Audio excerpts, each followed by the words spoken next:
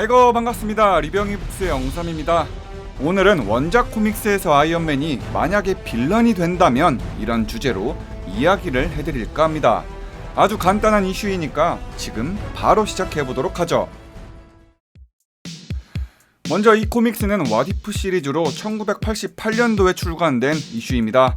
원작의 설정과는 별개로 평행우주에서 있었던 일인데 토니 스타크가 아이언맨이 되기까지는 모든 게 똑같았던 이야기죠. 기본적인 건 영화 아이언맨 1편과 아주 흡사한데요.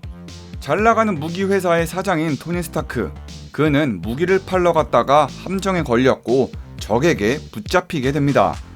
그리고 그 적은 토니 스타크한테 무기를 만들어 바치라고 하죠.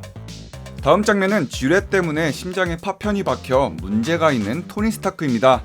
잉센 박사는 토니를 계속해서 케어했고 어서 여기서 나가야 한단 말을 하고 있었죠. 하는 수 없이 무기를 만들다가 스타크는 잉센의 도움으로 슈트를 만들어 나갑니다. 하지만 여기서부터 뭔가 엇나가기 시작하죠. 원래는 테러 집단한테 들키지 않고 아이언맨 슈트를 만들어야 되는데 이번 왓이프에서는 그가 부주의한 탓에 그만 모두 들통나게 된 거죠. 순식간에 토니 스타크는 붙잡힌 데다가 아이언맨 슈트의 뚝배기까지 뺏겨버렸습니다. 당시의 설정은 아이언맨 뚝배기에 자비스가 내장되어 있던 것처럼 나온 시스템이라 이 뚝배기만 없으면 슈트는 무용지물이란 걸 알고 있었던 이 녀석들은 이 뚝배기를 아예 뺏어버린 거죠. 이번 이슈의 빌런의 이름은 바로 첸루. 첸루는 아이언맨의 뚝배기를 확인하는데 이상하게도 말을 듣지 않습니다. 네, 이거는 토니 스타크의 목소리만 응답하는 거였죠. 결국 토니는 묵힌 상태로 한 연구소로 보내지게 되고 계속해서 협박을 받게 됩니다. 첸루는 직접 아이언맨 슈트를 사용할 수도 없고 토니도 협조적이지 않으니까 한 가지 제안을 하는데요. 그건 바로 미국이란 나라를 배신하고 온전히 자신들의 노예가 돼서 살라는 거였습니다. 당연히 토니는 계속해서 거절하겠지만 첸루도 생각이 있으니까 이런 협박을 했겠죠.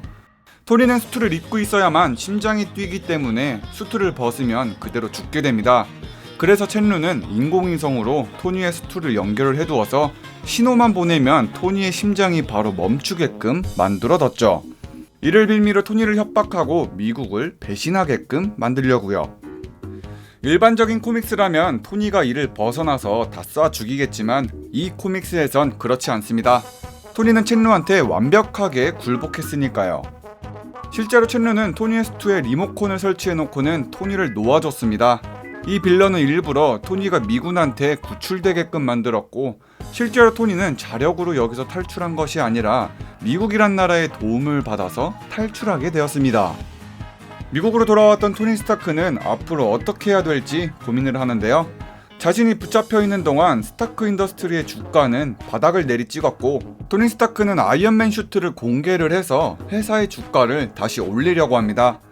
당시에 인기가 많았던 판타스틱 4, 토르, 앤트맨과 와스프를 모두 초대해서 기자회견장에서 아이언맨 슈트를 공개하고 진짜로 일은 잘 풀리는 듯 싶었죠.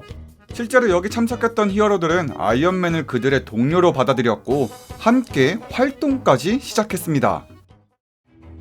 아이언맨의 인기는 하늘을 찔렀고 다른 히어로와 팀업까지 하면서 활약을 계속해 나갔지만 의심 많고 비밀이 많은 닉 퓨리만은 아이언맨을 인정하지 않고 지켜보고 있었는데요.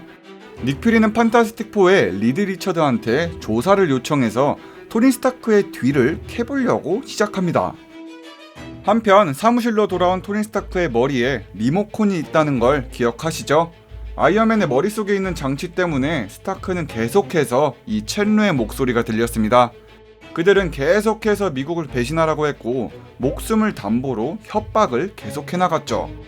토니 스타크는 진짜로 빌런이 돼서 미국을 배신했고 이중첩자로서 삶을 살아가고 있었죠. 첼루의 계획이 별로라고 생각되면 아이디어까지 내면서 점점 빌런처럼 행동하고 있었습니다. 판타스틱4는 이런 토니 스타크와 활동을 하면서 뒤를 캐서 스타크가 누군가의 사주를 받았다는 걸 알았는데요. 그 끝에는 아이언맨이 빌런이라는 쉴드의 리포트를 읽어버렸습니다. 하지만 이때 첼루의 부하들이 리드 리처드를 공격하는데 아이언맨이 꼭두각시에 불과하다는 정보가 새어나가면 안 되니까 공격을 한 거죠. 리드 리차드는 여기서 도망갈 수는 있었지만 너무 많은 걸 알고 있었습니다. 그래서 첼로는 마지막으로 아이언맨을 출동시켜서 판타스틱4를 모두 해치워 버리려고 하죠. 실제로 판타스틱4의 멤버들은 아이언맨을 저지하려고는 했지만 아이언맨을 이길 수는 없었습니다. 더 업그레이드된 아이언맨 슈트가 판타스틱4를 모두 제압했기 때문이죠. 이후에 아이언맨은 자신의 모든 것을 알고 있는 리드 리처드의 연구소를 쳐들어갔고, 리드 리처드는 방어는 해보지만 슈트가 강력했던 아이언맨을 아예 벽을 뚫고 들어갔습니다. 리차드는 이에 저항해보려고 방어막을 쳐놓고 전기 충격도 쏴보기는 하지만 강력한 아이언맨한테는 별거 아니었습니다. 토니는 손쉽게 그의 방어막을 깨버리고 리차드를 완벽하게 기절까지 시키죠. 그리고는 모든 기밀 문서들을 챙겨 다시 밖으로 나갑니다.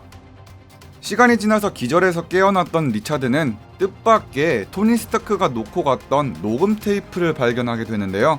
이건 여태까지 토니 스타크가 첸로한테 당했던 숨겨진 비밀들이 모두 들어있는 내용이었습니다. 아이언맨은 실제로 판타스틱4를 모두 죽일 수도 있었고, 심지어는 리차드까지 죽일 수 있었지만 조금이나마 선량한 마음이 남아 있었던 거죠. 다시 한번 리차드와 아이언맨이 싸우게 되었을 땐 리차드는 아이언맨을 털어버릴 수 있게 됐고 완전히 기절까지 시켰습니다. 이번에는 리차드가 서둘러서 아이언맨의 뚝배기까지 벗겨냈고 심장에 박혀있던 파편들도 제거하는 데 성공을 했지만, 그럼에도 불구하고 토니 스타크는 살아날 수는 없었습니다. 당시에는 인공심장이 없었기 때문에 리차드는 토니를 되살릴 수가 없었던 거죠. 원래 토니 스타크는 자신의 인공심장을 아크리액터로 스스로 만들었었는데 이번 코믹스에선 그럴 시간조차 없었으니까요. 결국에 리차드는 토니를 되살릴 방법을 찾지 못했고, 이 판타스틱4의 멤버들은 아이언맨의 수트를 개조시켜서 첼로가 있는 곳에 보내 자폭시키는 것으로 이번 코믹스는 끝이 납니다. 엔딩에서 아이언맨의 생사는 불확실하고 실질적으로 판타스틱4는 첸로한테 완벽히 처발린 것이나 마찬가지입니다. 보통의 히어로물은 승리를 하고 끝이 나지만 이번은 상당히 부정적으로 끝이 났네요. 이번 영상은 여기까지입니다. 영상 재밌게 보셨다면 좋아요, 구독하기, 알람 설정까지 누르는 거 진짜로 잊지 마시고요. 그럼 지금까지 영삼이었습니다.